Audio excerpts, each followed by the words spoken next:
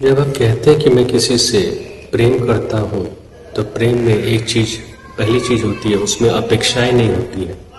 मैंने उसे मैसेज किया, उसका मैसेज का रिप्लाई क्यों नहीं आया, मैंने उसे कॉल किया, उसका कॉल का रिप्लाई मुझे क्यों नहीं आया, मैंने उसे ये तोहफा दिया, ये गिफ्ट दिया, उसने मुझे क्यों नहीं रिटर्न किया, मैंने उसे अपना समय दिया, वो मुझे अपना समय क्यों नहीं देता।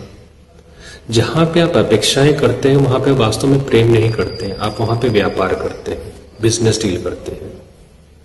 जहाँ पे व्यापार होता है वहाँ पे दो हृदय मिल नहीं सकता। जब आप किसी से सच्चा प्रेम करना चाहते हैं तो पहली चीज जो आपको निकालनी पड़ेगी वो है अपेक्षा। जब आप उसे निकाल देते हैं तब आएगा शब्द अनकंडीशनल प्रेम। किसी भी चीज में कंडीशन मत डालिए, सामने वाले व्यक्ति को स्पेस दीजिए, उसे अपना जीवन जीने का पूरा हक है। आप उसे जब अपेक्षाओं में की मर्यादा में जब आप उसे बांध देते हैं तो उसे घुटन महसूस होती है, और उस घुटन में प्रेम कभी नहीं हो सकता। प्रेम कभी भी प्रफुल्लित नहीं हो सकता। वो व्यक्ति आपसे दूर चला जाता है सहज। फिर आप सोचते हो उस व्यक्ति ने मुझे धोखा दिया, मुझे बिट्रे किया।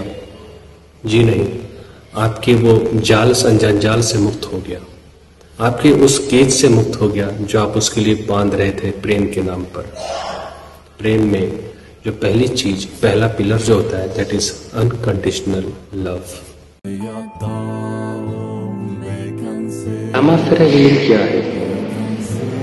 लामा फेरा का अर्थ होता है, लामा का अर्थ होता है गुरु, फेरा का अर्थ होता है टेक्निक। लामा फेरा आपके शरीर के पंच तत्व को संतुलित करता है। जो चीज एक्सरे नहीं देख पाता, जो चीज एमआरआई देख नहीं पाता है, उसे कहते हैं ऊर्जा का अनबैलेंस होना, असंतुलित होना। उसे ठीक करने का प्रयोजन लामा फेरा करता है। लामा फेरा हीलिंग कोई तंत्र विद्या नहीं है। लामा फेरा हीलिंग कोई नींबू या नारियल का प्रयोग नहीं है। लामा फेरा कोई अंगूठी ताबीज नहीं है। लामा फेरा कोई काला धागा नहीं है। लामा फेरा एक वैज्ञानिक तत्व है। आपके शरीर के पंच तत्व को कैसे संतुलित किया जाए। जब पंच तत्व असंतुलित रहते हैं उस समय पर कोई मोटिवेशनल टॉक आप पर काम नहीं कर पाता है। उसमें कोई धागा ताबीज, कोई अंगूठी आप पर काम नहीं कर पाती है। उसमें किसी मंदिर का दर्शन, किसी संत का दर्शन से आप जीवन में परिवर्तन नहीं हो पाता है। उसे करने के लिए आपको हीलिंग की जरूरत पड़ती है। हीलिंग क्या होता है? हीलिंग पंच तत्व को संतुलित करना, आपके अंदर के गुरु को जागृत करना। भगवान बुद्ध कहते थे कि गुरु बाहर नहीं, गुरु आपके अंदर है। जब तक वो जागृत नहीं होता है आप स्वस्थ नहीं हो सकते, आपको मार्गदर्शन नहीं मिल सकता। और इस प्रयोजन के लिए लामा फेरा हीलिंग का काम किया जाता है।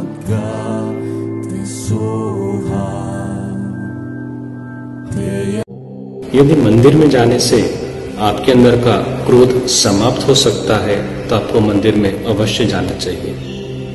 यदि माला पहनने से आप झूठ बोलना, अपशब्द कहना छोड़ सकते हैं या छूट जाता है तो मालाएं अवश्य पहननी चाहिए।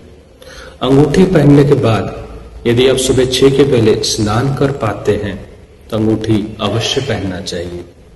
यदि गंगा में स्नान करने के बाद आपके अंदर के सारे व्यसन से आप मुक्त हो जाते हो, नकारात्मक विचारों से आप मुक्त हो जाते हो और आपके अंदर सद विचार आते हैं तो आपको गंगा का स्नान बिल्कुल करना चाहिए।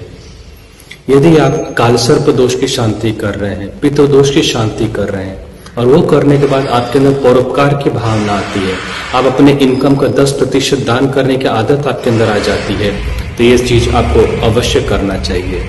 पर ये वास्तव में होता नहीं है। फिर इसे कैसे अपने जीवन में लाएं? तो वह है ध्यान के द्वारा। जब आप ध्यान करते हैं तभी आप अपने विकारों से मुक्त हो सकते हैं। जब तक आप इस प्रपंच में पड़े रहेंगे जहां से कोई परिवर्तन ही आपके जीवन में नहीं होता तो आप एक भ्रम में अपने जीवन को जी रहे हैं। जीवन ऐसा जिए ताकि लोग आपको आदर और सम्मान के साथ देखें।